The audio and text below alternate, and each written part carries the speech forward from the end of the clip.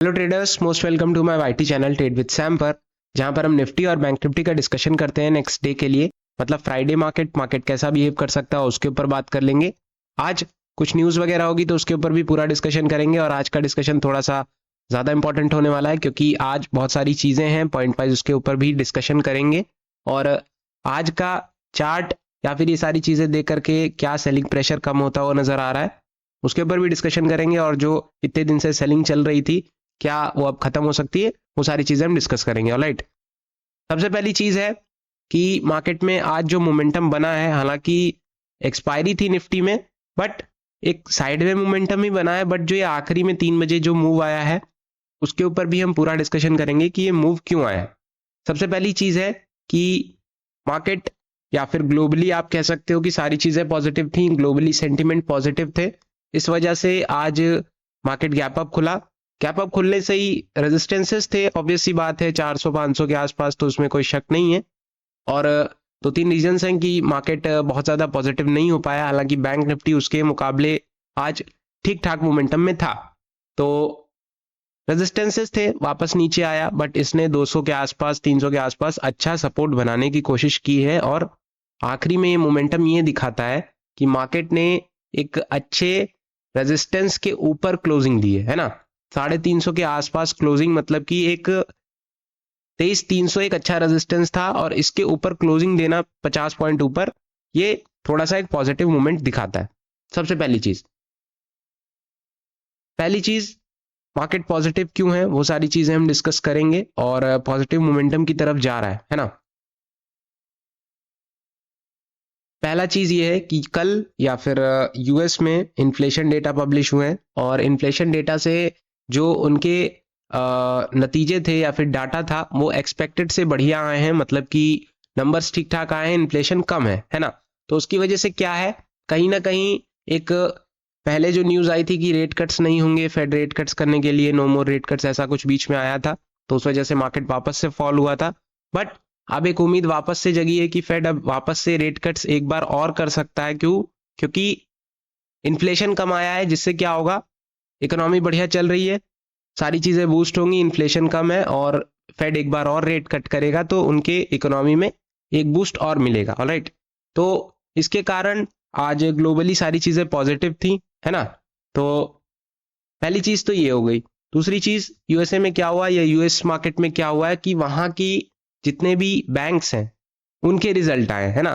क्योंकि रिजल्ट का सीजन चल रहा है तो ऑब्वियस सी बात है रिजल्ट आएंगे।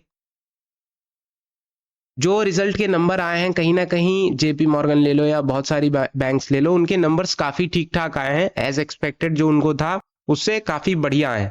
तो उसकी वजह से जितने भी उनके इंडेक्सेस थे, डाउ ले लो, एसएनपी ले लो, और एक आध इंडेक्स, वो बहुत ज्यादा पॉजिटिव रहे हैं, और एक एक 1.5% मार्केट ने एक अच्छा मोमेंटम, बुलिश मोमेंटम किया है ना। इसकी वजह से आज हमारा भी मार्केट या फिर ग्लोबली कह लो, पूरा एशिया या यूके का मार्केट ले लो, वो सारी चीजें पॉजिटिव रही थी। दूसरी चीज क्या है, जितने भी एफ या डी के डेटा है ना, एफ दबा के बेच रहे थे। कल भी जितने भी नंबर्स आए थे वो बहुत ज्यादा कल के नहीं थे, बट जो डी है ना, वो दबा के खरीदने में पड़े हैं। क्यों? क्योंकि एक बॉटम होता है और मार्केट वहां से उठने की कोशिश कर रहा है, और आज जितना मैंने देखा है सारी चीजें हुई, उस वजह से आज थोड़ा बहुत जो मोमेंटम है वो पॉजिटिव है ना। कहीं ना कहीं डीआईआईज रुकने का नाम नहीं ले रहे हैं, डीआईआईज दबा के खरीद रहे हैं। नो डाउट कल ऑलमोस्ट 6-7 करोड़ के आसपास डीआईआईज ने खरीदा है, एफआईआईज ने भी 8,000 के आसपास बेचा है।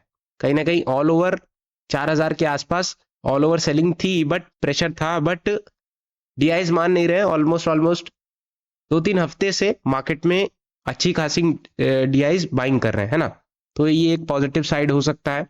तीसरी चीज क्या है कि ऑल ओवर अगर आप देखोगे तो एक नेगेटिव अगर हम लेके चलें तो क्रूड ऑयल जो है वो काफी नीचे नहीं आ रहा है, बहुत ज्यादा $82 के आसपास ही है, तो उसमें बहुत ज्यादा आप चेंज नहीं देख सकते उसकी वजह से। हालांकि थोड़ा बहुत फर्क पड़ रहा है, बट उतना कुछ खास नहीं।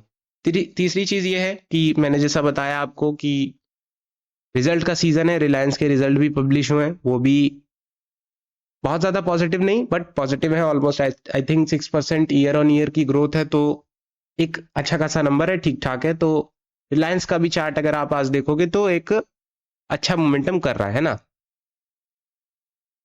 दूसरी चीज ये है कि मार्केट में जब इतनी सारी पॉजिटिव चीजें हैं अगर, तो मार्केट एक साइडवे रेंज में क्यों है? ऐसा इसलिए है क्योंकि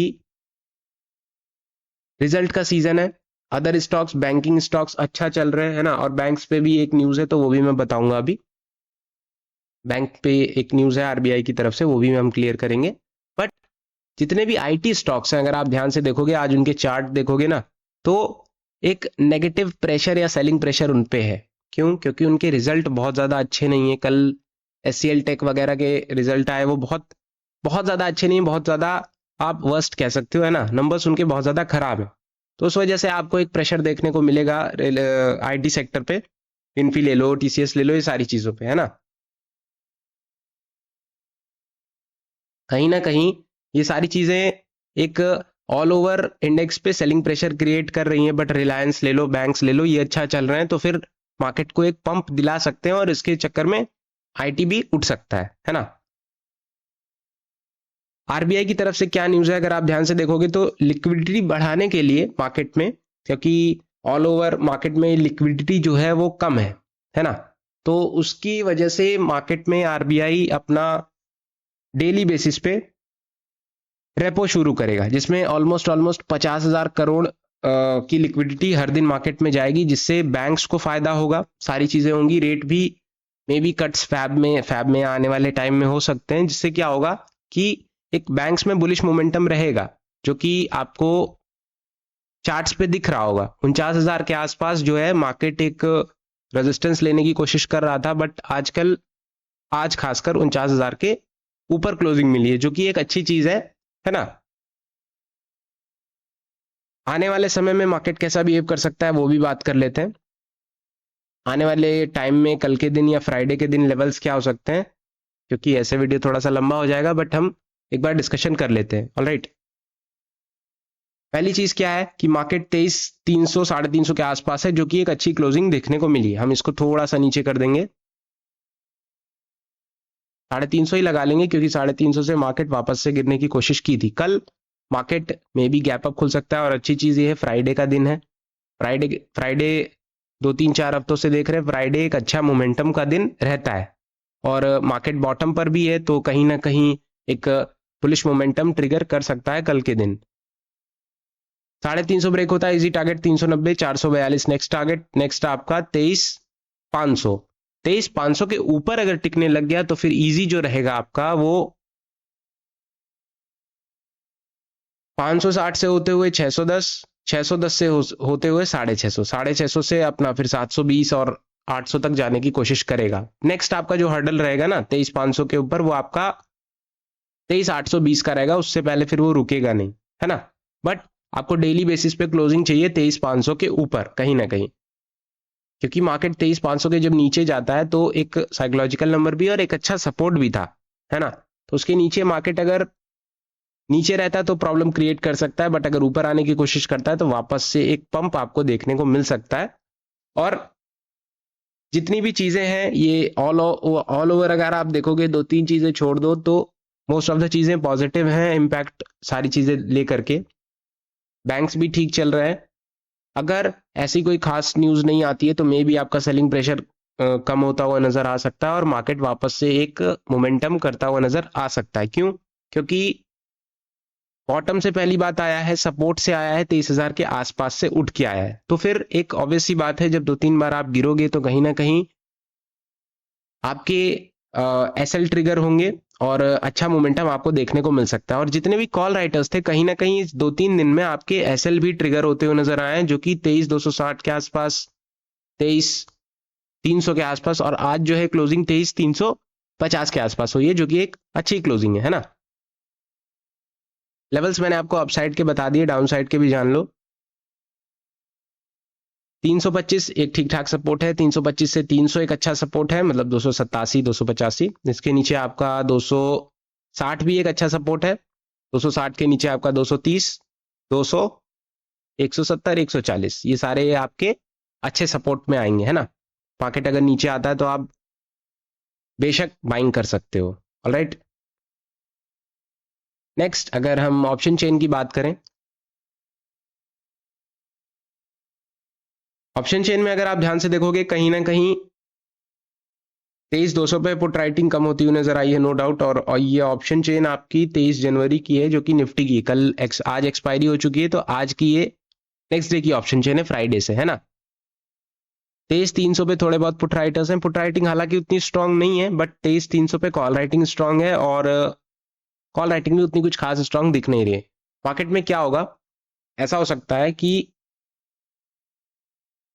23,500 के ऊपर डेली बेसिस पे क्लोजिंग आपको कल के दिन से ही देखने को मिले, क्योंकि हम बायस्ड नहीं कहूंगा एक तरफा की मार्केट बहुत ज्यादा बुलिश रहेगा, बट एक मोमेंटम आपको क्रिएट करता हुआ नजर आ सकता है धीरे धीरे, आपको चीजें दिखने लगेंगी मार्केट में, है ना। लेवल्स अपसाइड डाउनसाइड के दोनों चीजें मैंने आपको बता दी ऑप्शन चेन में, हालांकि उतना कुछ खास है नहीं तो उस पर हम ज्यादा जाएंगे नहीं, बट बैंक निफ्टी अगर चल गया तो निफ्टी को भी खींच लेगा, क्योंकि बैंक्स में एक अच्छा मोमेंटम अगर रहता है तो फिर आपको अदर इंडेक्सेस भी उठते हुए नजर आएंगे, है ना। लेवल्स की अगर हम बात करें, लगभग 250 पे अगर आप ध्यान से देखोगे मार्केट एकदम बॉटम पे आ गया था, मतलब क्लोजिंग के जहां से ओपनिंग थी वहां से थोड़ा ही बच गया था, बाकी तो बॉटम पे आ गया था। बट 3 बजे एक अच्छा मोमेंटम देखने को मिला है और मार्केट वापस से अपने ओपनिंग पॉइंट के काफी ऊपर आ गया, 385, 385 के ऊपर आ गया, ऑलमोस्ट 49,500 के आसपास, है ना। हालांकि 49,500 आज टच नहीं हुआ, बट आसपास है, 100 120 पॉइंट के आसपास। तो आखिरी में ऐसा क्या हुआ, आखिरी में ये हुआ कि मार्केट में एक जो क्लोजिंग अच्छी देनी होती है नेक्स्ट डे के लिए, तो वो शायद देखने को मिला है, क्योंकि अगर आप आज के दिन क्लोजिंग अच्छी करोगे तो नेक्स्ट डे जो आपका मोमेंटम रहेगा वो एक अच्छा मोमेंटम देखने को मिल सकता है। अगर आपकी क्लोजिंग ही वर्स्ट है तो फिर आपको मोमेंटम भी कल के दिन हो सकता है बहुत अच्छा देखने को ना मिले, बट क्लोजिंग अच्छी है, मार्केट अगर गैप अप खुलता है एक डाउनसाइड मोमेंटम आ सकता है एंड वापस से बाइंग देखने को मिल सकती है। फिलहाल अगर हम लेवल्स की बात करते हैं, सिंपल